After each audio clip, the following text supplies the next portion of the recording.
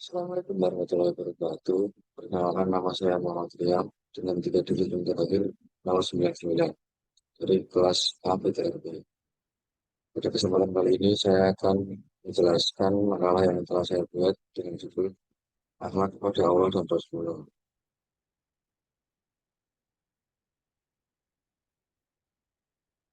Bab 1 pendahuluan latar belakang. Setiap muslim meyakini bahwa Allah Subhanahu wa taala adalah sumber dari segala sumber dalam hidup. Allah Subhanahu wa taala adalah pencipta dirinya, pencipta jagat raya dengan segala isinya. Allah Subhanahu wa taala adalah pengatur alam semesta yang sedemikian luasnya. Allah Subhanahu wa taala adalah pemberi hidayah dan pedoman hidup dalam kehidupan manusia. Sehingga apabila hal seperti ini mengakar dalam diri setiap muslim, maka akan terimplementasikan dan realita bahwa Allah Subhanahu wa taala lah yang pertama kali harus dijadikan prioritas dalam berakhlak. Jika diperhatikan, akhlak kepada Allah Subhanahu wa taala ini merupakan fondasi dalam berakhlak pada siapapun yang ada di muka bumi ini. Jika seseorang tidak memiliki akhlak positif terhadap Allah Subhanahu wa taala, maka ia tidak akan memiliki akhlak positif terhadap siapapun. Demikian pula sebaliknya, jika ia memiliki akhlak yang karimah terhadap Allah Subhanahu wa taala, maka ini merupakan pintu gerbang untuk menuju kesempurnaan akhlak terhadap orang lain. Selain berakhlak kepada Allah Subhanahu wa taala, kita juga sebagai umat muslim harus mempunyai akhlak kepada Rasulullah, karena Rasulullah lah satu-satunya manusia terhebat di dunia ini yang telah membawa banyak perubahan bagi dunia yang karena ini, dan beliaulah cahaya yang menerangi bumi yang dulu kala gelap gulita, yang sering dijuluki kasih Allah Subhanahu wa taala karena perilaku beliau pula lah yang sangat patut untuk dicontoh, ditiru, dan diamalkan kesehariannya oleh kita para umat. Demikian masalah. Satu, apa pengertian akhlak? Dua, apa yang dimaksud akhlak kepada Allah? Tiga, apa yang dimaksud akhlak kepada Rasulullah? Tujuan, untuk mengetahui apa arti dari akhlak, untuk mengetahui apa yang dimaksud akhlak kepada Allah SWT. Tiga, untuk mengetahui apa yang dimaksud akhlak kepada Rasulullah. Bab 2, pembahasan pengertian akhlak. Kata akhlak secara bahasa diartikan dengan seperti perangai, tingkah laku, atau tabiat. Tata krama, sopan santun, adab, dan tindakan. Sedangkan secara istilah, akhlak merupakan tingkah laku atau sikap seseorang yang sudah menjadi kebiasaan setiap individu, dan kebiasaan tersebut selaku terlihat dalam kehidupan sehari-hari. Dalam Islam, akhlak mengacu pada perilaku, sikap, dan moralitas seseorang. Akhlak mencakup aspek etika, moralitas, dan tata krama yang diatur oleh ajaran agama Islam. Akhlak adalah bagian penting dari ajaran Islam yang melibatkan hubungan antara manusia dengan Allah dan hubungan antara manusia dengan sesama manusia. Konsep akhlak dalam Al-Quran salah satunya dapat diambil dari pemahaman terhadap surat Al-Alaq ayat 1-5 yang secara tekstual menyatakan perbuatan Allah Subhanahu wa taala dalam menciptakan manusia sekaligus membebaskan manusia dari akhlak kepada Allah. Akhlak kepada Allah adalah selalu merasa kehadiran Allah dalam kehidupan manusia, sikap batin yang diberi. Demikian akan melahirkan sikap mukarabah, merasa dekat dengan Allah, dan sikap muraqabah, merasa selalu diawasi Allah. Akhlak kepada Allah juga dapat melahirkan akidah dan keimanan yang benar kepada Allah. Akhlak kepada Allah SWT dapat diartikan sebagai sikap atau perbuatan yang seharusnya dilakukan oleh manusia sebagai makhluk kepada Allah sebagai khalik.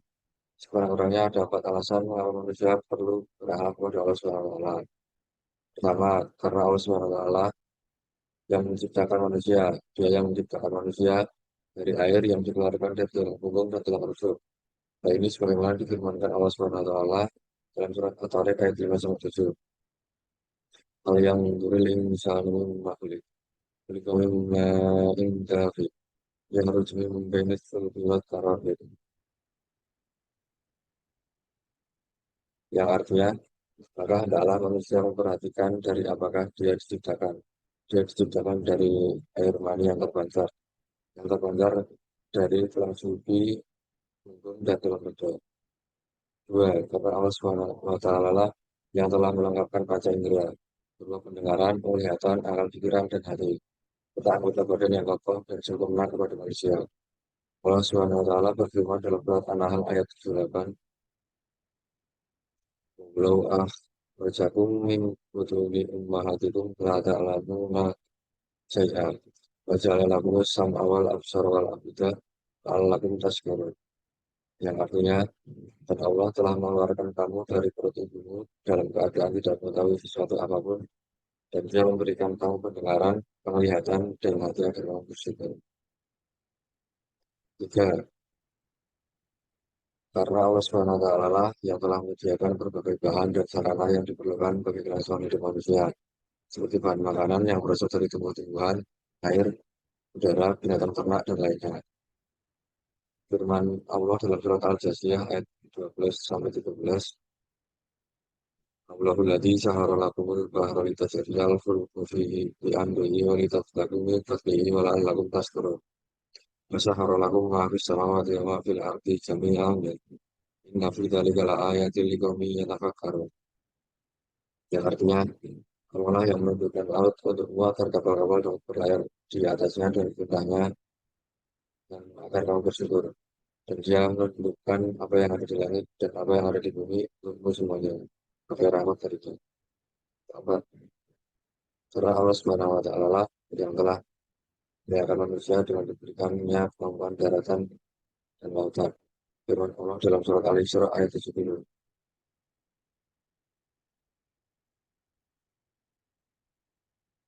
Walaqad karramna bani Adam wa hamalnahum fil barri wal bahri warzaqnahum minat thayyibati wa faddalnahum ala katsirin mimman khalaqna tafdila.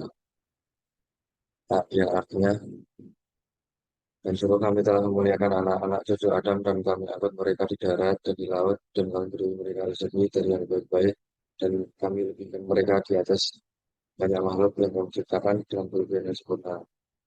Bila telah terjadi hukum Allah yang baik, maka sikap tersebut akan membawa implikasi ke dalam kehidupan manusia hingga timbul rasa malu dan takut untuk berbuat sesuatu yang dilarang oleh Allah Subhanahu wa Ta'ala. Sebagai manusia, kita senantiasa mengajak sesama manusia pada kebaikan dan menjauhi segala kemungkaran. Beberapa bentuk alam terhadap Allah Subhanahu wa Ta'ala, di antaranya satu, menaati segala perintahnya. Hal pertama yang harus dilakukannya, se- pertama yang harus dilakukan seorang muslim dalam beretika kepada Allah Subhanahu wa Ta'ala adalah dengan menaati segala perintahnya. Allah Subhanahu wa Ta'ala yang telah memberikan segala halnya kepada dua, beribadah kepada Allah. Melaksanakan perintah Allah untuk menyembahnya sesuai dengan perintahnya. Seorang seorang muslim beribadah membuktikan ketundukan terhadap perintah Allah. Tiga, berpikir kepada Allah. Mengingat Allah dalam berbagai kondisi, baik diucapkan dengan mulut maupun dalam hati. Empat, berdoa kepada Allah. Mohon apa saja kepada Allah. Doa merupakan inti ibadah karena ia merupakan pengakuan akan kemahakuasaan Allah terhadap segala sesuatu.